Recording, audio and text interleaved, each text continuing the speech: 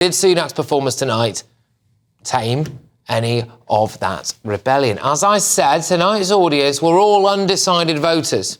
And here are the results now of our exit poll. 50% of them said they will vote Conservative at the next election. 14% said they will vote for another party. There we go, 36% are still undecided. Keep that on the screen there, 50%. 50% said they'd vote Tory, 14% said they'd vote for another party, and 36% remained undecided. So, well, Rishi's claiming that as a victory, isn't he? I think fascinating numbers there. 50% of people in a room full of undecided listen to him and say they're going to vote for him. Let's get instant reaction. And it's the man himself. It's the leader of Reform UK, Richard Tice. Richard, not great for you, that. Is it 50% of them are going to vote for him? Oh, I don't know. It looks like it's a 50-50. It's a close tie, it seems to me, Patrick. Doesn't seem the Labour Party's anywhere. That's my response to that. OK, well, presumably you were hoping that maybe fewer people would actually vote for him. 50% of people are undecided voters. You know, about 36% said that they were still on the fence. 14%, though, saying that they're going to vote for another party. If you split that vote between all of the other parties, I mean, it's very hard to say how many of them go Reform. Are you still feeling strong about the polls? So we're the only party that seems to be going up in the polls at the moment, Patrick. And so, yeah, that's a very interesting exit poll there. It does seem rather out of kilter with the 22% that all of the other average of polls is currently showing the Conservative Party. So time will tell. You know what polls are like. The one that counts, Patrick, is the one on election day. OK, all right, and look, just on a couple of those key points, if people are just tuning in, that Rishi Sunak was grilled in right now, and there's 36% of people out of those 100 people in that room who are as yet, and still are, undecided about who to vote for. You know, he was making the point that, you know, Rwanda is a good policy. He was making the point that you need to trust the Tories on the economy to get things right, and basically, if you vote for you, Richard, if they vote for Reform, you get Keir Starmer. So, come on, respond to that. Yeah, look, we keep hearing about this. He's absolutely petrified.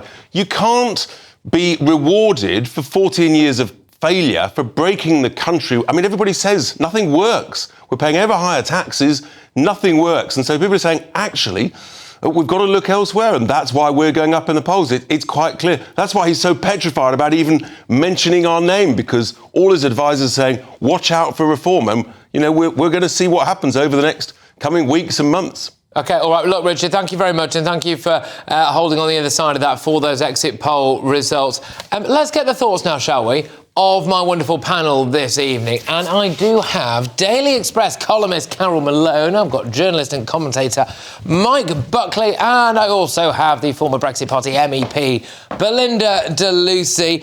Carole, I'm going to start with you. And actually, I'd like to start by playing a little clip from Sunak there. This clip has already had 400,000 views on our Twitter, and it is the clip of the vaccine-injured man. Just listen to how impassioned this guy was, and, of course, Rishi's answer. Hi, Rishi Sunak. I've got so much to say, but such little time. My name is John Watt, and I'm one of the COVID vaccine injured in this country.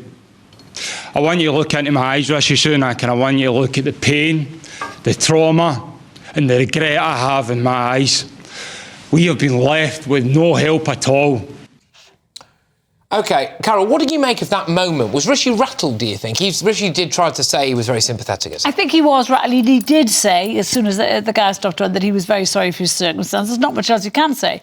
But, you know, I get why the guy's impassioned and upset, but, you know, we're forgetting the time. We're forgetting how it was at the time. You know, I think there are 30,000 vaccine injured. There were tens of thousands more people who died because when there was no vaccine. So I think we're forgetting the terror at the times, the fear at the times, the hopelessness. Then when the vaccine came, a lot of people went for it. No one was forced to do it. Yes, the guy was quite right. I'm sorry, I don't know his name. He was right when he said we were told to do the right thing. Not everybody did, but they made a choice. But, you know, we also have to remember that the vaccine was very new. It was rushed out. You know, did anyone expect it to be 100%? Probably not. But, you know, I feel for the guy, and I feel for, because now he should be taken care of now. The bottom line is, it's been 2 years since almost the end of the pandemic. People like him should be taken care of, and they should feel cared for. Well, we actually just had a policy announcement before the end of this hour from Richard Tice, who said if Reform get in, one of the first things they do is set up an inquiry into the vaccine injured.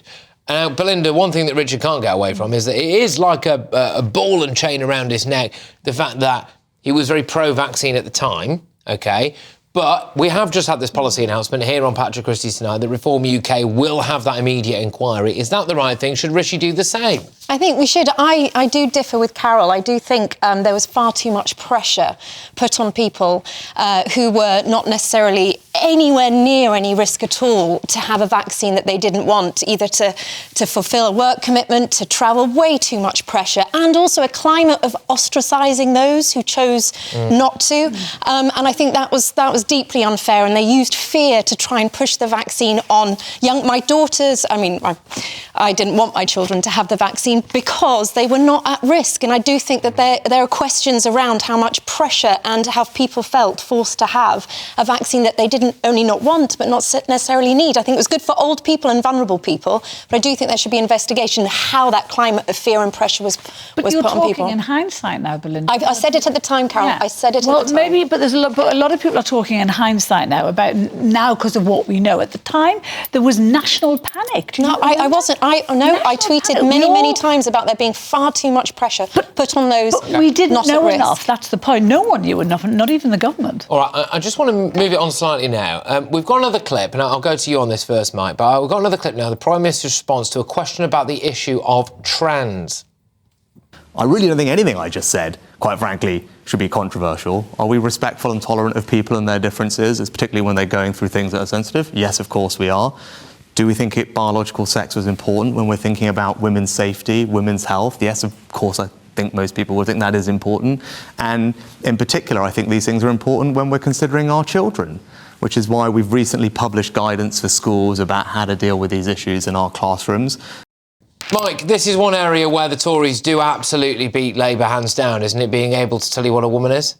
Labour knows exactly what a woman is, as does Keir Starmer. I mean, I think sometimes you have these moments... It's not true, Mike. It just won't Sometimes you have these moments when you learn something about who somebody is. And I think last week, when Rishi Sunak was attacking Keir Starmer over his policy on this and his views on this, when Brianna Ghey's...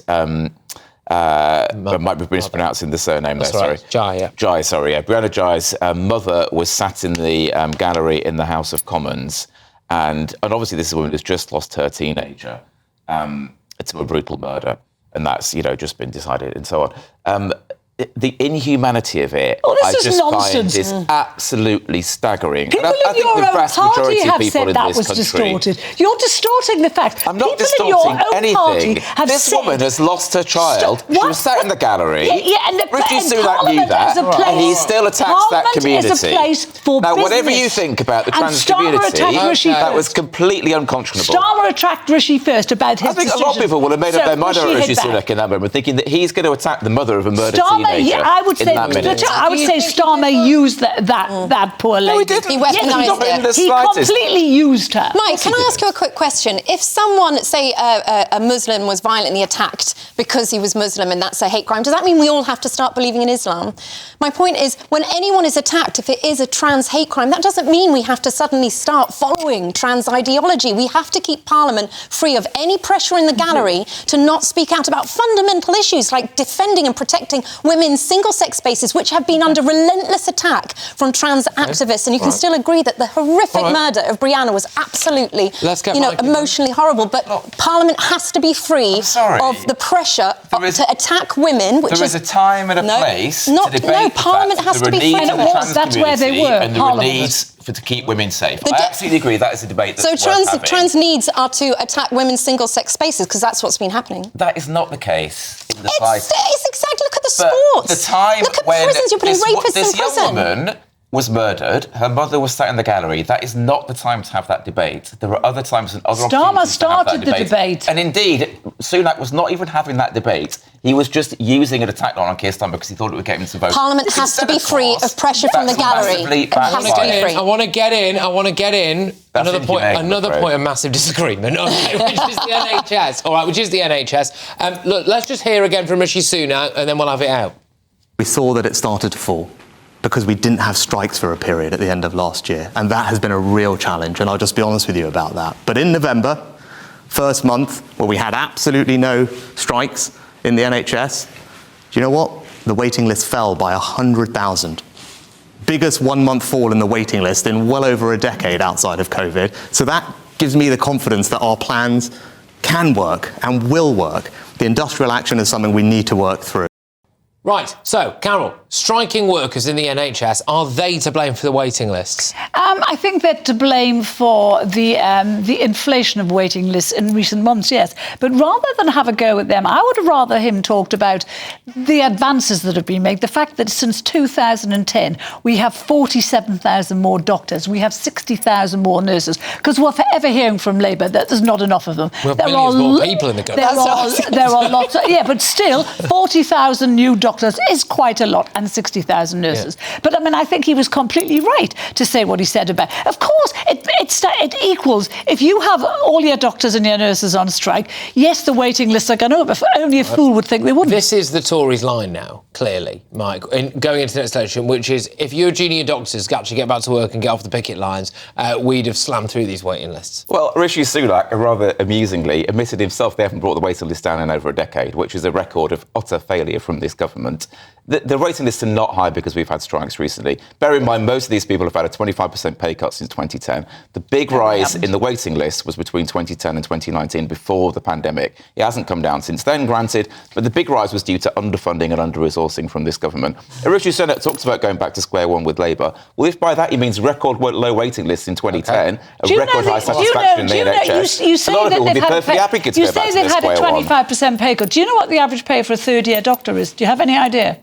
Off the top of my head, no, I don't. Of course you don't, because you just well, talk. What is it? It's 65 grand, which I don't think means they're on the vote. But it's still been massively cut since 2010. Gets 45 grand. No, that's the figures that junior doctors are earning less than people who are only working in Press and Manger. Do you know what's interesting? No one is ever held to account in the NHS, ever. It's got enough money. Don't take one single penny more from the taxpayer. It's wastage, and no one's held account. That needs to be changed in the NHS. People have got long-term because your lefties keep striking. We just found out today that 1.5 million people in the last year waiting over 12 hours in A&E. Which is awful. So that's management. You're saying no, well, let's do nothing about it. No, I'm saying why don't we do something about it? Yeah, let's stop the strikes, mismanage. They will do something about it. Let's wait and see, yeah? Oh, my gosh.